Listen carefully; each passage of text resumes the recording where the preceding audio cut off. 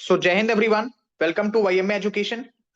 बच्चे, आज है हमारी इंपॉर्टेंट कॉन्सेप्ट सीरीज का लेक्चर नंबर 16, जिसके अंदर बच्चे हम कई सारे इंपॉर्टेंट कोर कॉन्सेप्ट्स को डिस्कस करने वाले हैं।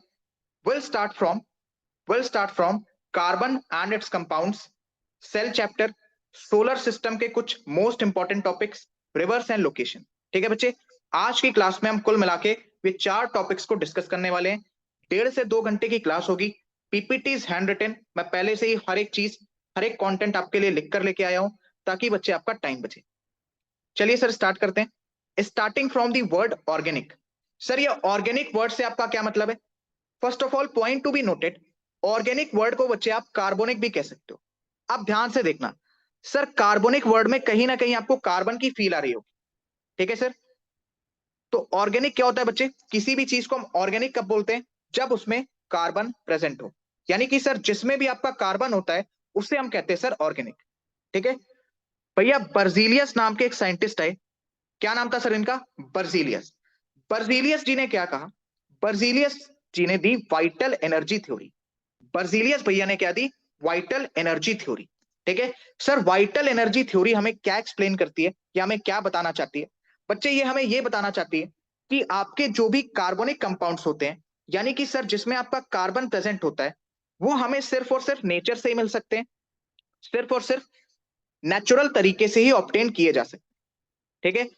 कोई भी आपका कार्बनिक कंपाउंड लैब में नहीं बनाया जा सकता, ऐसा कहना था अपने बर्जीलियस भैया का। ठीक है।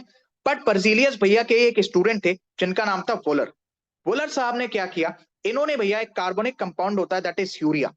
ठीक है। एक कार्बनिक कंपाउंड होता है बच्चे दैट इज यूरिया। इन्होंने यूरिया बना दिया लैब में। इन्होंने सर यूरिया बना दिया लैब में।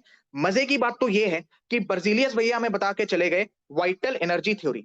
यानी कि सर जो भी आपके कार्बनिक कंपाउंड्स है, they can not be prepared in a lab, और they can not be prepared by a synthetic method. ठीक है। They can only be obtain from nature. But बच्चे, यहां पर बर्जीलियस साहब की बात बिल्कुल गलत थी। बिकॉज अभी तक सबसे ज्यादा चीज जो लैब में बनाई गई है, वो कहीं ना कहीं कार्बन से रिलेटेड है। ठीक है बच्चे। तो बर्जीलियस के स्टूडेंट का नाम क्या था सर? वोलर। इन्होंने बर्जीलियस की वाइटल एनर्जी थ्योरी को गलत साबित किया। कैसे सर? यूरिया बनाकर लैब में। सर, यूरिया का फॉर्मूला सभी बच्चे याद रखेंगे, दैट इज NH2CO NH2। मैं उम्मीद करता हूं कि पहली स्लाइड का कॉन्सेप्ट हर एक बच्चे को क्लियर होगा। ठीक है sir. Starting from carbon. Sir, point to be noted, chemical bonding chapter में मैंने आपको 2 टाइप की बॉन्डिंग पढ़ाई। सर, पहले टाइप की आपकी बॉन्डिंग थी दैट इज आयोनिक बॉन्डिंग। ठीक है sir, that is ionic bonding. And बच्चे, दूसरी टाइप की आपकी बॉन्डिंग थी जिसमें, याद करो क्या होता था? Sharing of electron. Sharing of electron. ठीक है बच्चे। उसी को सर हम कहते हैं कोवेलेंट बॉन्डिंग। क्या कहते हैं बच्चे? Covalent bonding. तो कार्बन में क्या आयोनिक बॉन्डिंग होती है? The answer is no. Carbon में सर होता है शेयरिंग ऑफ इलेक्ट्रॉन्स। क्या होता है बच्चे? Sharing of electrons. और जहां पर इलेक्ट्रॉन्स शेयरिंग में काम करेंगे, ठीक है, म्यूचुअल पेयर में काम करेंगे, शेयरिंग में काम करेंगे, म्यूचुअल शेयरिंग में काम करेंगे बच्चे, वहां पर कोवेलेंट बॉन्डिंग आएगी। याद रखना। तो सर, कार्बन में कोवेलेंट बॉन्डिंग होती है। साथ ही साथ सर, कार्बन आपका टेट्रावेलेंट होता है। बच्चे, टेट्रा वर्ड का मतलब होता है 4। टेट्रा वर्ड का क्या मतलब होता है बच्चे? टेट्रा वर्ड का मतलब होता है बच्चे 4। एंड वैलेंट मतलब वैलेंसी। तो सर, कार्बन की आपकी जो वैलेंसी है वो 4 होती है। वैलेंसी का कॉन्सेप्ट मैं आपको पहले के चैप्टर्स में पढ़ा चुका हूं। ठीक है। Now coming on to the second property. Sir, carbon shows catenation. Carbon shows catenation. Sir, what is catenation? भैया, कार्बन चेन्स बनाता है। क्या बनाता है सर? चेन बनाता है। Chain in the sense like this. ठीक है। कार्बन भैया इस प्रकार की चेन बनाता है, और इसी चेन बनाने की प्रॉपर्टी को बच्चे हम कहते हैं catenation. Sir, talking about allotrope, what is allotrope? भैया, एक ही कंपाउंड होगा, एक ही कंपाउंड होगा, बट उसके कई प्रकार के टाइप होंगे। बट सर, उसके कई प्रकार के टाइप होंगे। फॉर एग्जाम्पल, है तो आपका एक कंपाउंड कार्बन। ठीक है, कार्बन है, बट उसी का टाइप है ग्रेफाइट, उसी का टाइप है डायमंड, उसी का भैया टाइप है बकमिंस्टर फुलेरेंस। ठीक है। तो व्हाट इज एलोट्रोप? एक ही कंपाउंड के कई टाइप, उसी को बच्चे हम कहते हैं एलोट्रोप।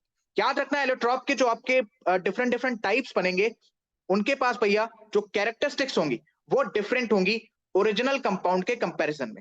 फॉर एग्जांपल, भैया जो आपका कार्बन है और सर जो आपका ग्रेफाइट है, इन दोनों की कैरेक्टरिस्टिक्स आपस में डिफरेंट है। ठीक है। But graphite is allotrope of carbon. तो भैया कार्बन के 3 एलेक्ट्रॉन आप याद रखेंगे, that is graphite, diamond and buckminster fullerenes. Buckminster fullerenes का बच्चे एक पॉइंट आप याद रखना, that is it is football shape, it is football shape. ठीक है बच्चे। सर कार्बन आपका क्रिस्टलाइन स्ट्रक्चर का होता है, क्रिस्टल स्ट्रक्चर का होता है। इस पॉइंट को भी बच्चे आप अपने दिमाग में बैठा लीजिए। ठीक है sir. Carbon shows isomerism. What is isomerism sir? Formula तो सेम रहेगा बट आपका जो स्ट्रक्चर है दैट विल बी डिफरेंट। ठीक है, यानी कि सर आपका फॉर्मूला सेम रहेगा but structure will be different. For example sir, यहां पर बच्चे मैंने एल्केन का एक क्या कहते हैं आप ये कह सकते हो, एल्केन सीरीज का एक मेंबर लिखा है, दैट इज ब्यूटेन। ठीक है सर, ये एल्केन सीरीज क्या होती है सर, ये ब्यूटेन क्या है सर, ये आपने कैसे बनाया, कैसे लिखा, हर एक चीज मैं आपको इसी क्लास के अंदर सिखाने वाला हूं। कार्बन एंड इट्स कंपाउंड्स थोड़ा सा बड़ा चैप्टर है, तो बच्चे उसको हम डिटेल के साथ करेंगे और थोड़ा सा टाइम देके करेंगे। ठीक है sir. C4H10 that is butane. भैया फॉर्मूला ब्यूटेन का और आइसोब्यूटेन का सेम होता है, दैट इज C4H10। यानी C4H10 को बच्चे मैं ब्यूटेन भी पढ़ सकता हूं और आइसोब्यूटेन भी पढ़ सकता हूं, बट सर इन दोनों का स्ट्रक्चर डिफरेंट होता है। ठीक है, ऊपर जो भैया मैंने स्ट्रक्चर बनाया है ये स्ट्रक्चर है सर आपका ब्यूटेन का। किसका स्ट्रक्चर है बच्चे? ये ब्यूटेन का। बट भैया मैंने नीचे जो आपके लिए स्ट्रक्चर बनाया है ये स्ट्रक्चर है सर आइसोब्यूटेन का। तो एक पॉइंट आप यहां पर नोट डाउन कर सकते हो कि सर क्या sir, what is isomerism? Sir formula same रहेगा बट स्ट्रक्चर डिफरेंट रहेगा। फॉर्मूला सेम रहेगा बट स्ट्रक्चर डिफरेंट रहेगा। ठीक है, for example butane and isobutane. Sir butane का आपको स्ट्रक्चर कुछ और तरीके से देखने को मिलेगा, वहीं पर भैया आइसोब्यूटेन का स्ट्रक्चर आपको थोड़ा सा डिफरेंट तरीके से देखने को मिलेगा। ठीक है सर, ये कैसे बनाते हैं, कैसे करते हैं, हर एक चीज मैं आपको इसी क्लास के अंदर सिखाने वाला हूं, उसके लिए प्लीज घबराना मत। आगे बढ़ते हैं सर। What is hydrocarbon? ठीक है, hydrocarbon is composed of two words. Sir दो शब्दों से मिलकर आपका ये हाइड्रोकार्बन बना है। Sir hydro means hydrogen and carbon means carbon. तो हाइड्रोजन और कार्बन को बच्चे जब आप जोड़ देते हो सर आपको मिलता है हाइड्रोकार्बन। सर जितने भी आपके हाइड्रोकार्बन हैं they works as a good fuel. भैया वो बढ़िया ईंधन की तरह काम करते हैं, बढ़िया फ्यूल की तरह काम करते हैं। फ्यूल चैप्टर बच्चे कल हम करने वाले हैं डिटेल के साथ, पूरा बढ़िया मैं आपको फ्यूल चैप्टर कराऊंगा, उसमें ऑक्टेन नंबर कराऊंगा, हर एक चीज कराऊंगा, उसकी टेंशन मत लेना। कल सर हम कोपेन्स क्लाइमेटिक क्लासिफिकेशन के साथ साथ फ्यूल चैप्टर भी करने वाले। सर अगर मैं हाइड्रोकार्बन की थोड़ी सी क्लासिफिकेशन देखना चाहूं तो सर इसकी क्लासिफिकेशन होती है दो तरीके से। सर पहला होता है आपका सैचुरेटेड एंड दूसरा होता है भैया आपका अनसैचुरेटेड। सर सैचुरेटेड में एक डंडी आएगी, दैट इज सिंगल बॉन्ड आएगा। ठीक है, सिंगल बॉन्ड आएगा। और सर जहां पर आपका डबल और ट्रिपल बॉन्ड आता है दोनों को बच्चे आप डाल सकते हो अनसैचुरेटेड की कैटेगरी में। आप सुनो सर ये सिंगल बॉन्ड का क्या कंसेप्ट है। जहां पर भी भैया आपको बॉन्डिंग कुछ इस तरीके से देखने को मिले, इसीलिए मैंने आपको सबसे पहले केमिकल बॉन्डिंग चैप्टर पढ़ा दिया है, उसको प्लीज एक बार जाकर देख लेना, ये सभी चीजें आपको बेहतर तरीके से समझ में आने वाली है। सर एक बॉन्ड होगा तो उसे मैं कहूंगा एन।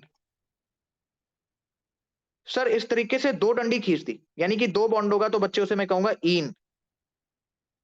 सर तीन डंडी खींच दी यानी तीन बॉन्ड है सर, तो उसे मैं कहूंगा आइन। एन इन आइन। ठीक है भैया, अब यहां पर सर सिंगल बॉन्ड है तो उसे मैं कहूंगा सर एल्केन। सपोज यहां पर सर डबल और ट्रिपल बॉन्ड होता, फॉर एग्जांपल पहले डबल बॉन्ड होता बच्चे मैं उसे कहूंगा एल्कीन।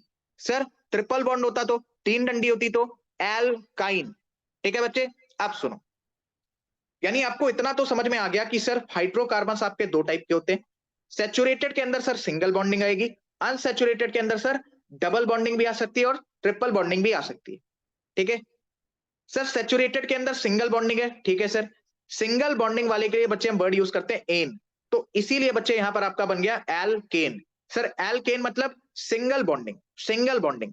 बच्चे उसका एक स्पेसिफिक फॉर्मूला है, इस फॉर्मूले में आप जो भी वैल्यू पुट करोगे, जो भी भैया आप इसमें वैल्यू पुट करोगे हमेशा वो सिंगल बॉन्ड ही बनेगा। फॉर एग्जाम्पल, अच्छा एन क्या होता है सर इसमें, आपने CnH2n+2 लिखा है, सर इसमें एन क्या होता है? एन होता है भैया आपका number of carbon, you can start from one. ठीक है, you can start from one. अब सपोज इसी फॉर्मूले में भैया मैं रखता हूं वन, तो C1H2 की जगह रखा सर वन प्लस में टू, मुझे क्या मिल गया सर CH4। तो सर मुझे इस फॉर्मूले में जब मैंने कार्बन के नंबर्स पुट किए तो मुझे क्या मिला भैया, CH4।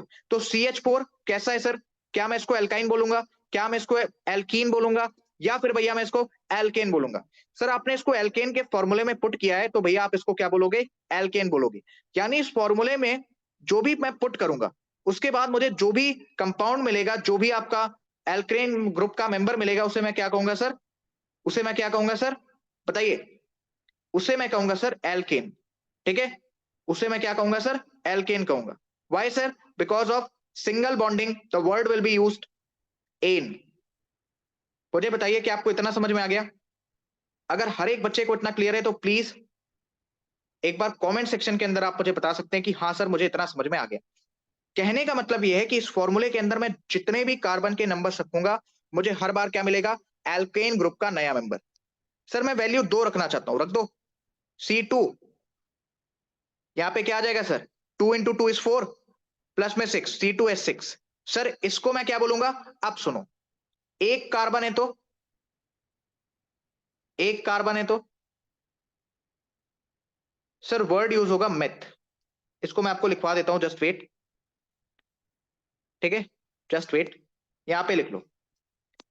सर अगर एक कार्बन है तो वर्ड यूज होगा sir meth. Please note it down, very very important. ठीक है सर, दो कार्बन है तो आपका वर्ड यूज होगा एथ। ठीक है सर, आपका वर्ड यूज होगा एथ। इतना क्लियर है? सर अगर तीन कार्बन है तो आपका वर्ड यूज होगा सर प्रॉप। सर अगर चार कार्बन है तो भैया आपका वर्ड यूज होगा ब्यूट। सर अगर पांच कार्बन है तो आपका वर्ड क्या यूज होगा सर, पेंट। सर छह है तो भैया हेक्स। इस तरीके से आप चीजों को याद कर सकते हो। इसको 10 15 20 जितना मन करे उतना बना लो, कोई दिक्कत नहीं है। पांच तक तो याद रखना, सिक्स मैंने आपको एडिशनल बता दिया। ठीक है, चलिए। यानी कि सर इस कंपाउंड का मैं क्या नाम दे सकता हूं? सर एक कार्बन है तो मेथ। सर इसको सिंगल बॉन्ड वाले फॉर्मूले में डाला मैंने, यानी कि एन। तो भैया इस कंपाउंड का नाम क्या आ गया सर, मेथ एन। सर मैंने यहां पे लिख दिया C2H6। कार्बन की वैल्यू भैया मैंने डाली 2 और लिख दिया C2H6। ठीक है सर, अभी भी मैंने किसके फॉर्मूले में पुट किया भैया, सिंगल बॉन्ड वाले फॉर्मूले में। ठीक है, सिंगल बॉन्ड के फॉर्मूले में। ओके, ठीक है सर। यानी कि एक चीज तो मुझे पता चल गई कि वर्ड लास्ट में आएगा एन, और जहां पर दो कार्बन है उसके लिए मैं क्या यूज करूंगा सर, एथ। तो बच्चे यहां से आपका बन गया ईथेन। ठीक है, क्या बन गया सर, ईथेन। आई होप आपको चीजें समझ में आ गई होंगी। आगे बढ़ते हैं थोड़ा सा। वही लिखा है सर, कार्बन का दुगना करके +2 करना है।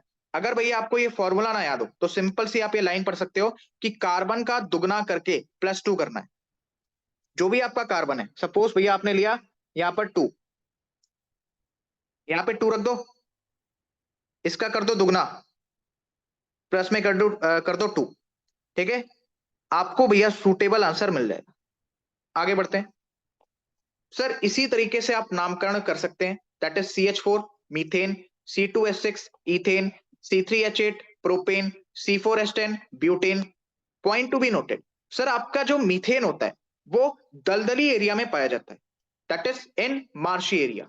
सर मीथेन गैस बहुत ही ज्यादा पॉइजनस होती है, बहुत ही ज्यादा पॉइजनस होती है, क्योंकि सर ये हमें नेचर से मिल जाती है, नेचुरल तरीके से मिल जाती है। लाइक आपके काउ डंक में भी मीथेन पाया जाता है। ठीक है, इसीलिए बच्चे हम इसको नेचुरल गैस भी कहते हैं। सर आपकी जो इथेन होती है it is very very reactive, ये बहुत ही जल्दी किसी के भी साथ रिएक्ट कर सकती है। सर जो आपकी ब्यूटेन होती है, सिगरेट का जो आपके लाइटर होता है, आपके नहीं मतलब नॉर्मली जो आपका सिगरेट का लाइटर होता है, ठीक है बच्चे, उसमें ब्यूटेन आपको देखने को मिलेगा। टॉकिंग अबाउट सर आपके घर में जो LPG सिलेंडर यूज होता है, बच्चे उसमें आपको ब्यूटेन देखने को मिलेगा, आइसो ब्यूटेन देखने को मिलेगा, प्लस में सर आपको प्रोपेन देखने को मिलेगा। ठीक है बच्चे, आप सुनो भैया, आपके एलपीजी सिलेंडर में से जब वो खत्म होने लगता है या फिर कहीं से अगर लीक होने लगता है तो उसमें से एक महक आती है, एक स्मेल आती है। सर वो स्मेल आती है इथाइल मार्केप्टन की वजह से। किसकी वजह से भैया? इथाइल मार्केप्टन की वजह से। फॉर्मूला होता है सर C2H5SH, C2H5SH। ठीक है, तो एलपीजी सिलेंडर में कौन कौन सी आपके कंपोनेंट्स होते हैं? सर ब्यूटेन, आइसोब्यूटेन, प्लस में सर प्रोपेन। ठीक है, ब्यूटेन, आइसोब्यूटेन, प्लस में सर आपका प्रोपेन। लेकिन सर एलपीजी सिलेंडर जब भी कभी लीक होता है तो उसमें से स्मेल किसकी वजह से आती है? Sir the answer is ethyl mercaptan. The answer is ethyl mercaptan. भैया ये नेमिंग करना मैंने आपको सिखा दिया है, वैसे 10वीं क्लास में सिखाई जाती है, बट उसके बाद भी मैंने आपको बेसिक बता दिया है कि किस तरीके से आप नेमिंग को अंजाम दे सकते हो। ठीक है, आगे बढ़ते हैं भैया, आगे बढ़ते हैं सर। अनसैचुरेटेड हाइड्रोकार्बन के बारे में थोड़ी सी बातें करते हैं।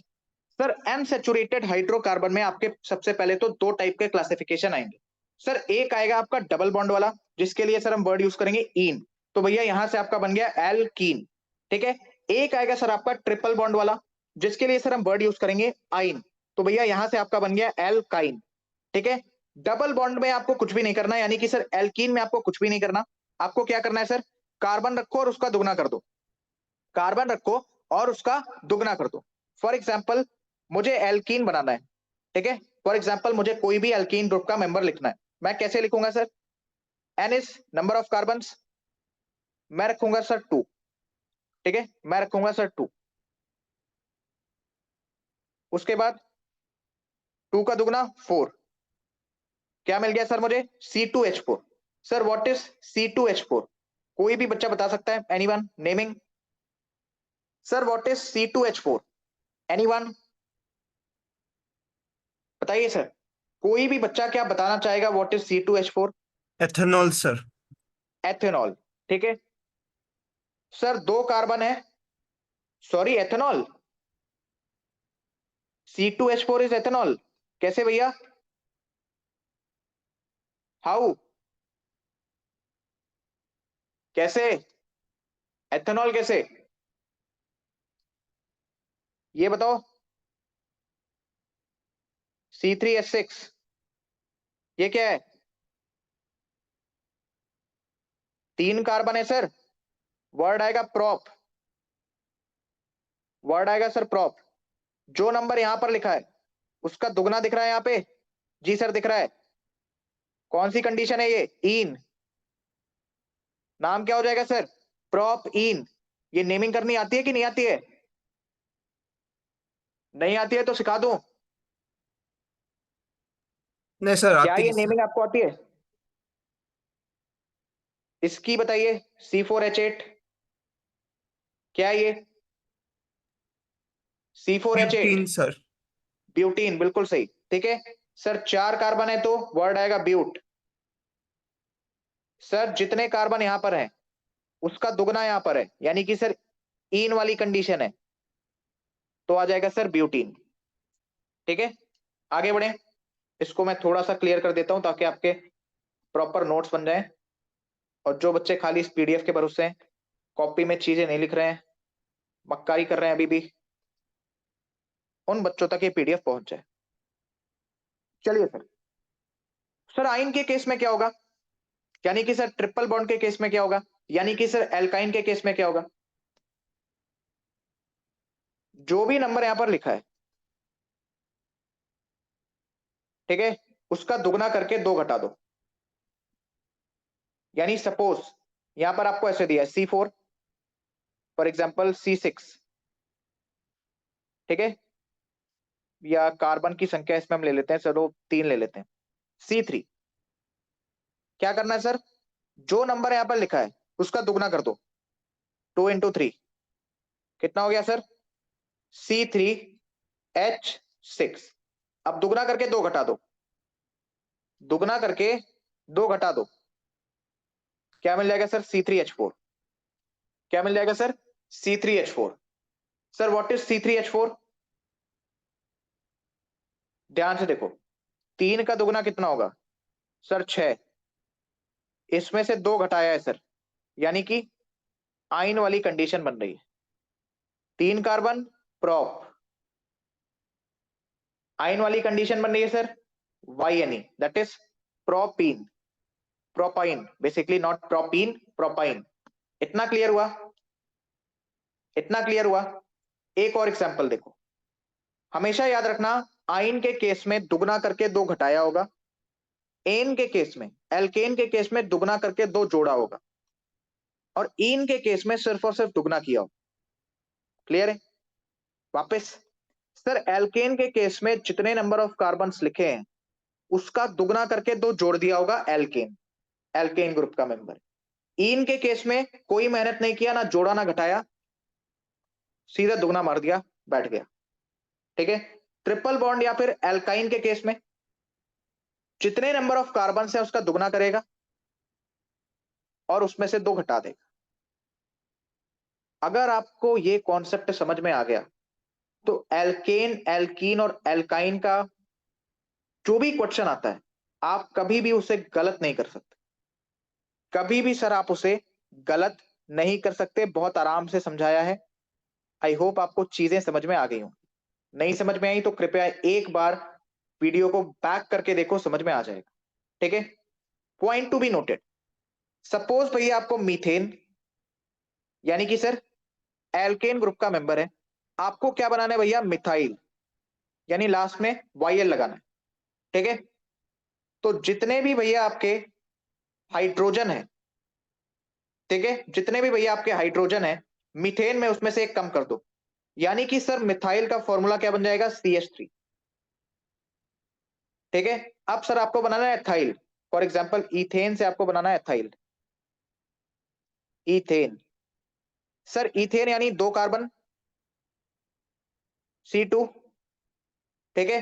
अब सर इसका दुगना करना है, 2 इंटू 2 इज 4, प्लस में 2 करना है sir 6, C2H6, this is ethane, this is ethane. ठीक है? मुझे भैया इससे बनाना है इथाइल। क्या बनाना है सर? इथाइल। मैं क्या करूंगा भैया? कुछ नहीं करूंगा। इथेन में कितने हाइड्रोजन है सर? 6, एक घटा दो, C2H5, फॉर्मूला फॉर एथाइल। आई समझ? क्लियर हुआ? सिंपल सा कॉन्सेप्ट है, इससे ज्यादा इसमें कुछ भी जानने की जरूरत नहीं है, ना ही इसमें PhD करने की आवश्यकता है। आगे बढ़ते हैं, आगे बढ़ते हैं सर। इसी प्रकार से आप चीजों को बना सकते हो। ठीक है? इसी प्रकार से बच्चे आप चीजों को बना सकते हो। For example CH4, this is methane, this is methane, this is methyl, this is methyl, this is ethane, this is ethane, this is ethyl, this is ethyl, this is propane. Sir आपको कैसे पता चल रहा है? ये देखो, दुगना करके 2 जोड़ दिया, दुगना करके 2 जोड़ दिया, दुगना करके 2 जोड़ दिया। ठीक है? सर प्रोपेन, ये क्या है सर? Propyl, propyl. ठीक है? ये क्या भैया? ब्यूटेन, ब्यूटाइल बनाना है तो मैं क्या करूंगा? कुछ नहीं, एक हाइड्रोजन घटा दूंगा, एक हाइड्रोजन घटा दूंगा। आई समझ? क्लियर हुआ इतना? सर मीथेन से बना लिया मिथाइल, इथेन से बना लिया इथाइल, प्रोपेन से बना लिया प्रोपिल, ब्यूटेन से बना लिया ब्यूटाइल। इतना अगर समझ में आ गया तो अब मैं आगे बढ़ता हूं। पॉइंट टू बी नोटेड, भैया जो आपका एल्किल होता है ये ज्यादा रिएक्टिव होता है, ये भैया ज्यादा रिएक्टिव होता है। प्लस में सर ये अनसैचुरेटेड की कैटेगरी में आता है, अनसैचुरेटेड की कैटेगरी में आता है। ठीक है? सर एल्किल आपका रिएक्शन किसके साथ करेगा? क्योंकि भैया रिएक्टिव है तो किसी ना किसी के साथ तो रिएक्शन करेगा। सर रिएक्शन करने के लिए इसको चाहिए फंक्शनल ग्रुप, या बेसिकली आप ये कह सकते हो कि एल्किल रिएक्टिव है, उसको रिएक्शन करने के लिए कोई ना कोई चाहिए। सर रिएक्शन क्यों करेगा? बिकॉज उसको सैचुरेटेड की कैटेगरी में जाना है, तो सर जिसके साथ वो रिएक्शन करेगा उसी को बच्चे हम कहते हैं फंक्शनल ग्रुप। ठीक है, फंक्शनल ग्रुप। सर कुछ आपके नामचीन फंक्शनल ग्रुप। सर Cl, इस फंक्शनल ग्रुप का क्या नाम होता है भैया? क्लोरो। ठीक है भैया। Br, that is bromo. Sir OH, that is hydroxyl या फिर अल्कोहल। इसी को बच्चे अल्कोहल भी कहते हैं, या फिर बच्चे आप इसको हाइड्रोक्सिल भी कह सकते हो। Sir CHO, aldehyde. CHO, aldehyde. Sir CO, ketonic या फिर ketone. Sir COOH, that is carboxyl. ठीक है, COOH, दैट इज कार्बोक्सिल। ये बच्चे आपको याद करना पड़ेगा। Cl for chloro, Br for bromo, OH for hydroxyl या फिर alcohol, CHO for aldehyde, COOH for carboxyl and CO for ketonic या फिर कीटोन। इसको प्लीज अच्छे तरीके से एक बार देख लेना, अच्छे तरीके से बच्चे इसको याद कर लेना। ठीक है sir, coming on to the most important topic, that is about homologous series. That is about homologous series. Sir, what is homologous series? बच्चे, it is a type of series जिसमें भैया आपकी जो फैमिली होती है ऑर्गेनिक कंपाउंड्स की, उनका functional group same होता है। उनका क्या सर? फंक्शनल ग्रुप सेम होता है। यानी कि sir family of organic compounds having the same functional group. Am I clear? What is homologous series, sir? Family of organic compounds having the same functional group. यानी sir ये जो functional group मैंने आपको बताया है, ऐसे जो भी आपको कंपाउंड्स मिल जाए जिनका फंक्शनल ग्रुप सेम है, सर आप उनको एक होमोलॉगस सीरीज के अंदर डाल सकते हो। Sir what is homologous series? Family of organic compounds having the same functional group. ठीक है, family of organic compounds having the same functional group. Sir for example ध्यान से देखो सर, यहां पर भी आपको OH देखने को मिल रहा है, दैट इज अल्कोहल। यहां पर भी सर आपको OH फंक्शनल ग्रुप देखने को मिल रहा है। यहां पर भी बच्चे आपको OH फंक्शनल ग्रुप देखने को मिल रहा है। ठीक है सर, ये क्या है आपका? मेथनल। ये क्या है सर आपका? 2 carbon. Ethanal. Sir 3 carbon propanal. 3 carbon propanal.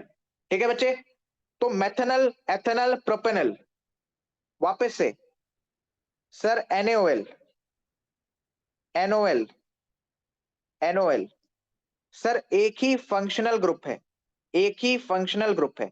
तो क्या मेथनल, एथेनल, प्रोपेनल ये एक होमोलॉगस सीरीज का पार्ट होंगे? ये भैया ये होमोलॉगस सीरीज का पार्ट होंगे? The answer is yes. The answer is yes. ठीक है, पॉइंट टू बी नोटेड भैया, जो भी आपका मॉलिक्यूलर फॉर्मूला है, ठीक है, of any two successive members of a homologous series differ by CH2 unit. Sir कुछ भी समझ में नहीं आया। आप देखो एक छोटा सा example. Sir CH4 and C2H6, CH4 and C2H6। अगर मैं आपसे कहूं कि इनमें हाइड्रोजन का डिफरेंस मुझे बताओ, इनमें भैया आप मुझे हाइड्रोजन का और कार्बन का डिफरेंस बताओ। आप कहोगे सर कार्बन का डिफरेंस है 1, उसे लिखने की जरूरत नहीं है। हाइड्रोजन का डिफरेंस है सर 2।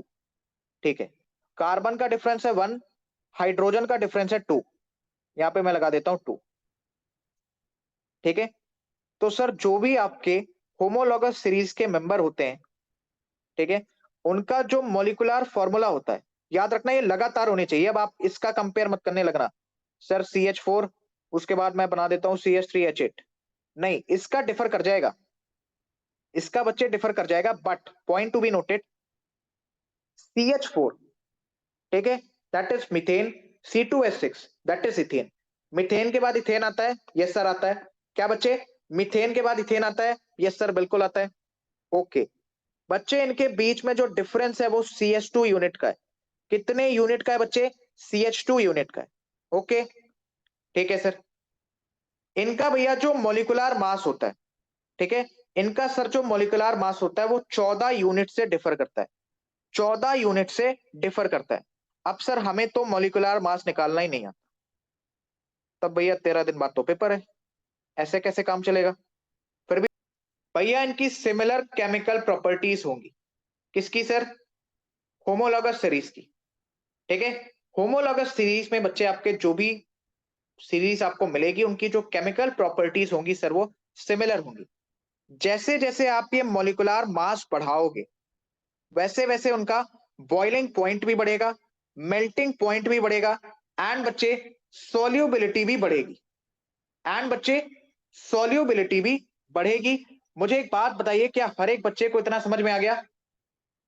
बताइए सर, क्या हर एक बच्चे को इतना समझ में आ गया? आगे बढ़े क्या? आगे बढ़े क्या? चलिए आगे बढ़ते हैं।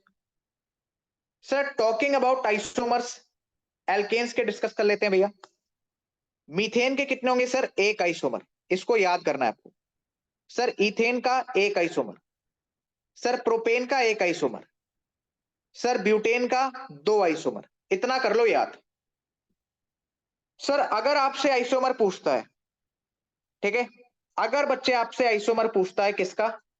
किसका सर? फॉर एग्जाम्पल आपसे आइसोमर पूछता है पेंटेन का।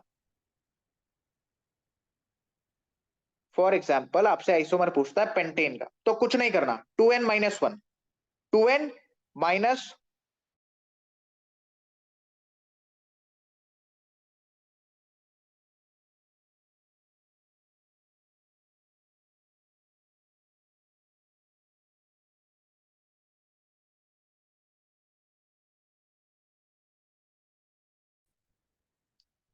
Two into two minus one that is 4-1 that is 3। याद रखना ये फॉर्मूला आपका सिर्फ और सिर्फ पेंटेन में लगेगा, हेक्सेन में लगेगा, C7H16 में लगेगा और C9H20 में लगेगा। ठीक है, इन्हीं चार के लिए भैया ये फॉर्मूला आपका एप्लीकेबल। मैं तो कहूंगा कि ये फॉर्मूला छोड़ो और सीधे सीधे इसको याद कर लो, क्योंकि पूछेगा तो इसी में से पूछेगा। इसको सीधे सीधे याद कर लो, ये फॉर्मूले के चक्कर में मत पड़ो। ठीक है, क्योंकि एग्जामिनेशन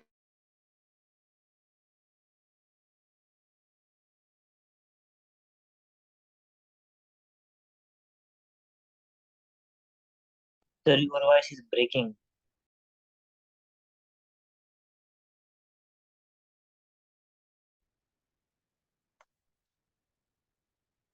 बताइए क्या कह रहे थे आप?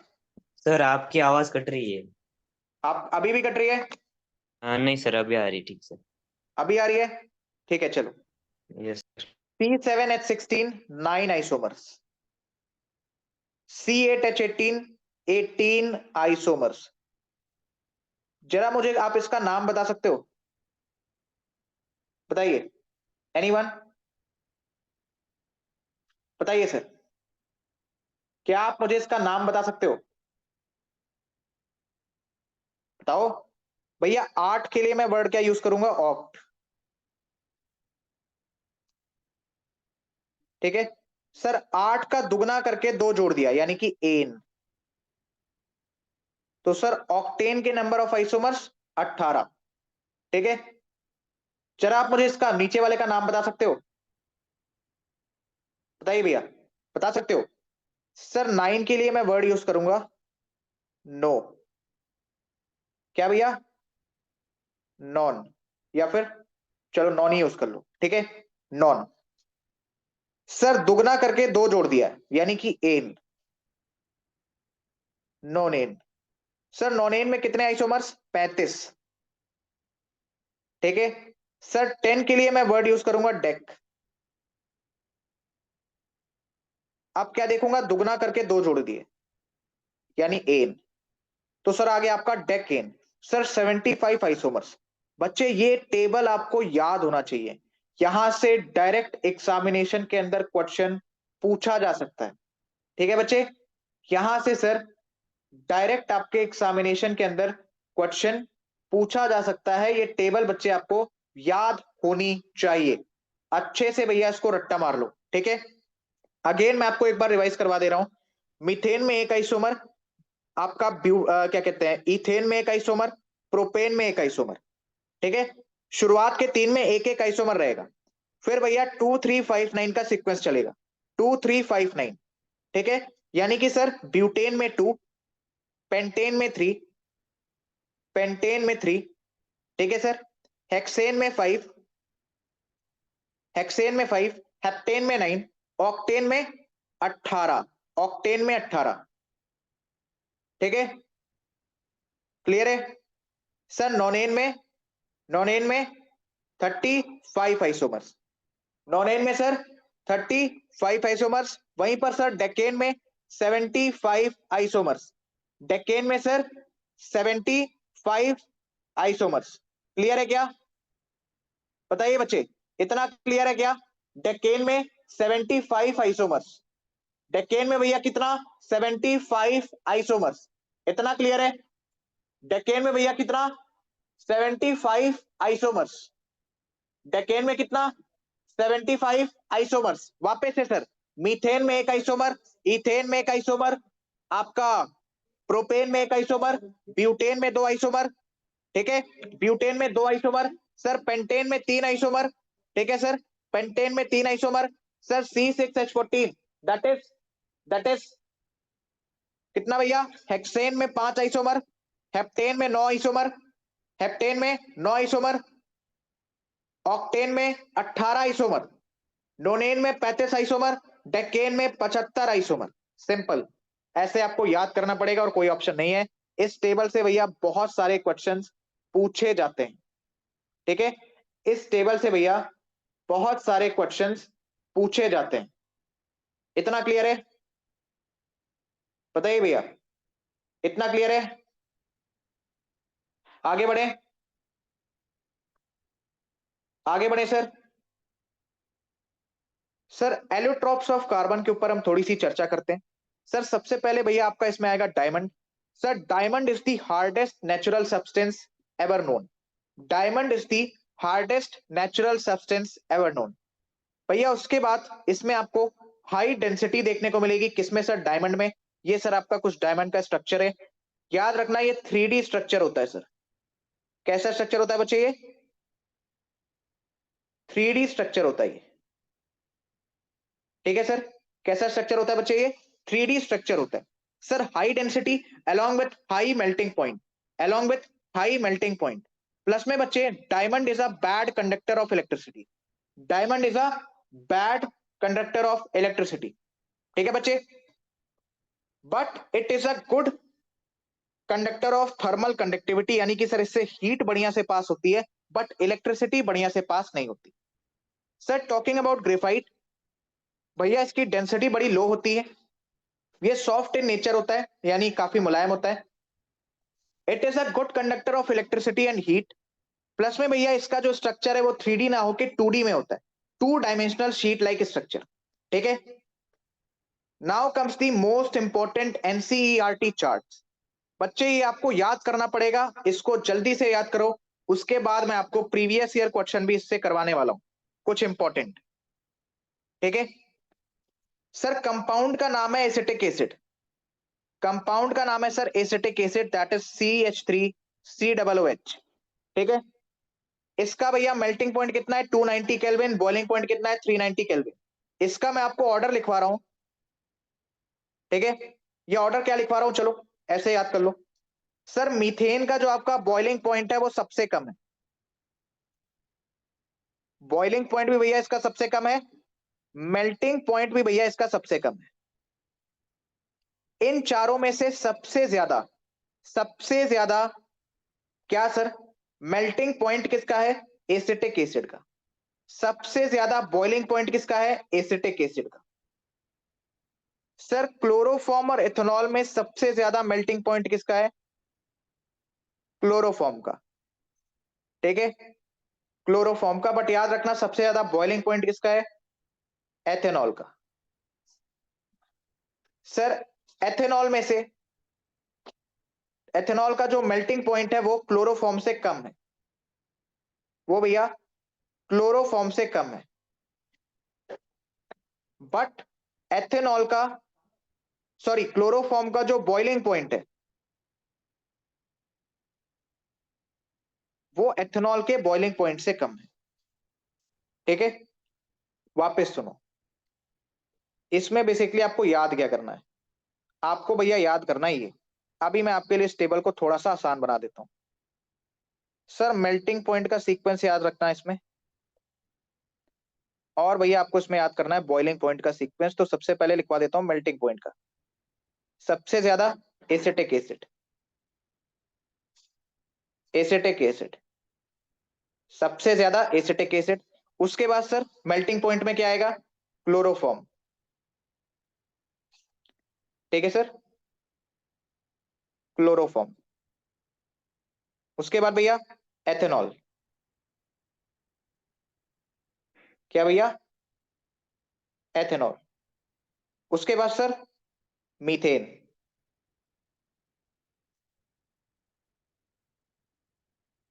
उसके बाद सर मीथेन।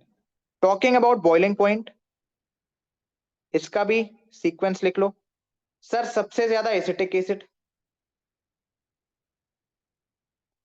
Acetic acid. उसके बाद में सर आपका आएगा एथेनॉल।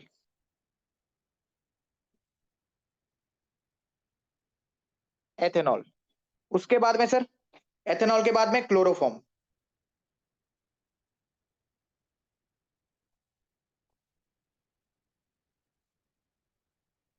क्लोरोफॉर्म के बाद में मीथेन।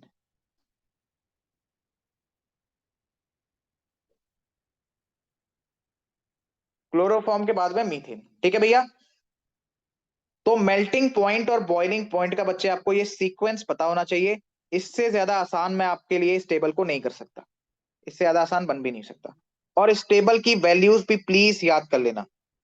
इस टेबल की बच्चे वैल्यूज भी प्लीज याद कर लेना, इंपॉर्टेंट है, मैच द फॉलोइंग में आ सकती है। आगे बढ़ते हैं sir. Second most important table, ध्यान से देखो इसको। Sir what are haloalkanes? भैया जिनके आगे लग जाए क्लोरो या फिर ब्रोमो। ठीक है, क्लोरो या फिर ब्रोमो। सर क्लोरो लगा, सपोज 3 कार्बन है, बड़ा कर देता हूं इसको। कितने कार्बन है sir? 1 carbon, 2 carbon, 3 carbon. Last में क्या लगा सर? Cl। तो क्या बन गया? 3 कार्बन है तो प्रोपेन, और प्रोपेन से आगे लग जाएगा प्रीफिक्स है, प्रीफिक्स जो आगे लगता है, सफिक्स जो पीछे लगता है, प्रीफिक्स, दैट इज Cl। तो बच्चे नामकरण जो इसका नाम हो जाएगा that is chloropropane, that is chloropropane. ये टेबल आपके लिए दी हुई है, आप इसको अच्छे तरीके से पढ़ सकते हो। सर एल्कोहल में आपका सफिक्स लगेगा, यानी बाद में लगेगा, ओएल लगेगा सर। क्या लगेगा बच्चे? ओएल लगेगा। ठीक है, 3 कार्बन है सर तो प्रोप, लास्ट में ओएल, प्रोपेनॉल। एल्डिहाइड में सफिक्स एल लगेगा। 3 कार्बन है तो प्रोप, एट लास्ट में एल, दैट इज प्रोपेनल।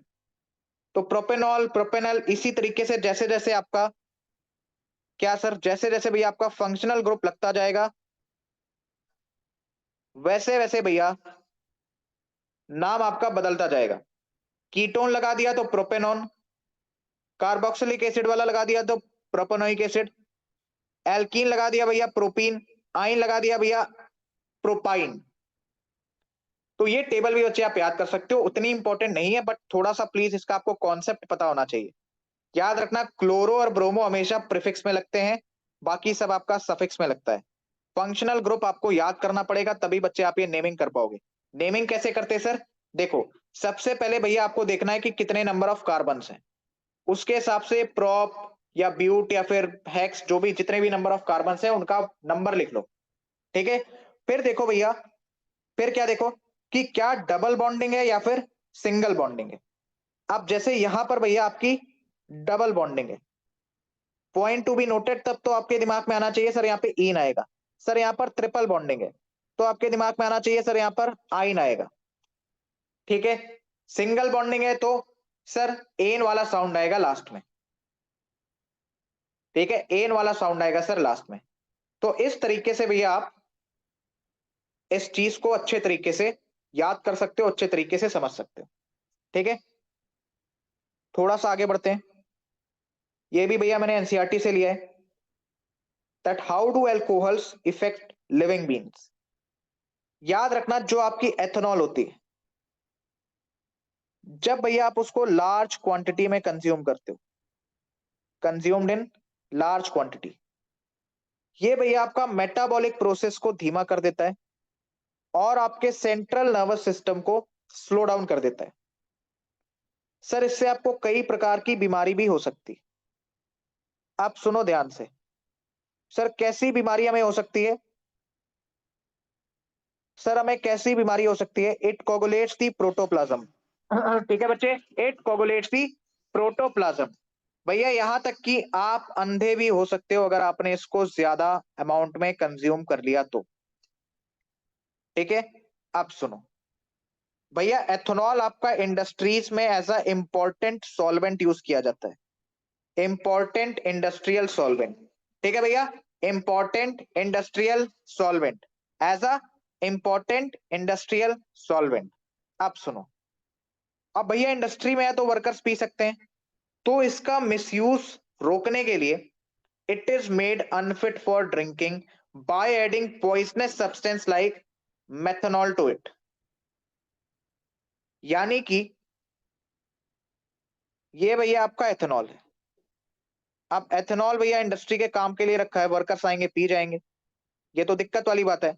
एक काम करो, इसमें जहर मिला दो, तो जहर के लिए इसमें डाल देंगे भैया ये मेथनॉल। अब इसको कोई नहीं पी पाएगा, पिया तो ऊपर जाएगा। भैया इसी कंपोजिशन को कहते हैं डी नेचर्ड एल्कोहल या डी नेचर्ड एल्कोहल। क्या कहते हैं भैया? D नेचर्ड alcohol.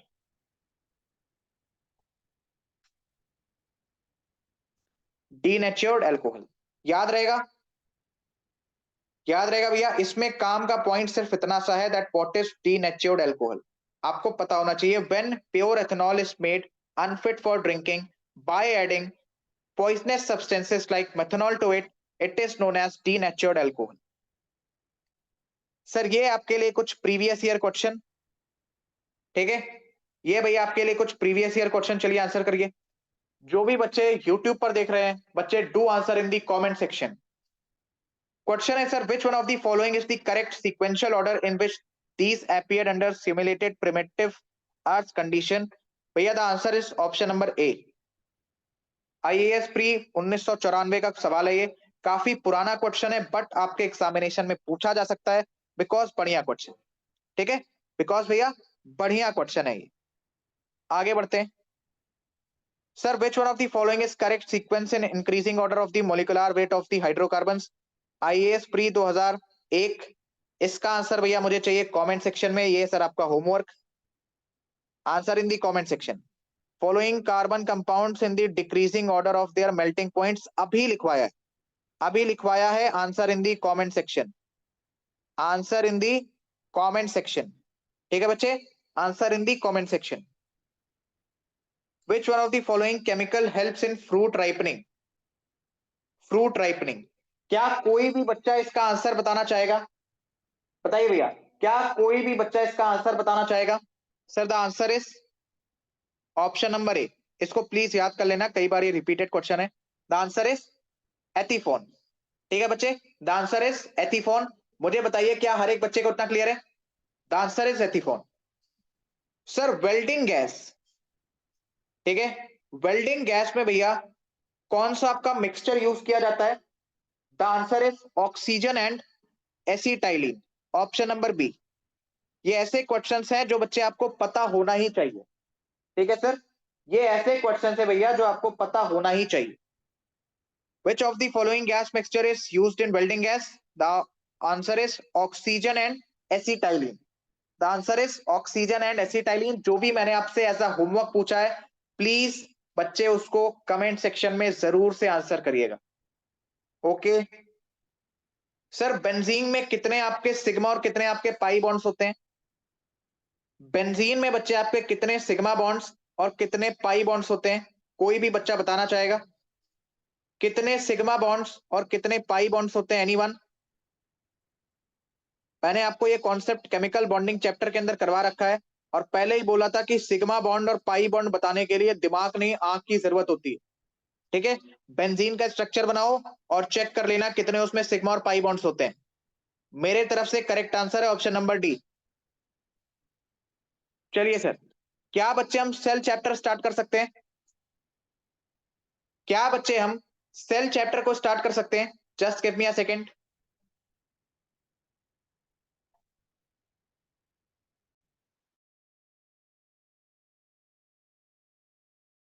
भैया जो भी बच्चे इस सेशन को यूट्यूब के ऊपर देख रहे हैं, ठीक है, जो भी बच्चे इस सेशन को यूट्यूब के ऊपर देख रहे हैं, सेल चैप्टर बच्चे हम कल स्टार्ट करेंगे आराम से। Cell chapter, solar system, rivers etcetera सब कुछ कवर करेंगे।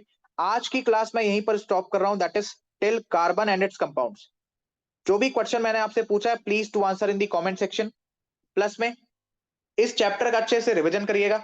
जो भी बच्चे बैच के हैं ध्यान से सुनो, आपके लिए अभी 2 क्लासेस और आ रही हैं, उसको भी कंप्लीट करो, साथ के साथ इसको भी कंप्लीट करो।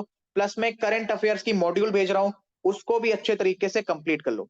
जो हमारे बचे हुए टॉपिक्स हैं उसका रिवीजन हम कल की क्लास में करने वाले हैं। ठीक है सर, तो अभी के लिए सभी बच्चों को जय हिंद।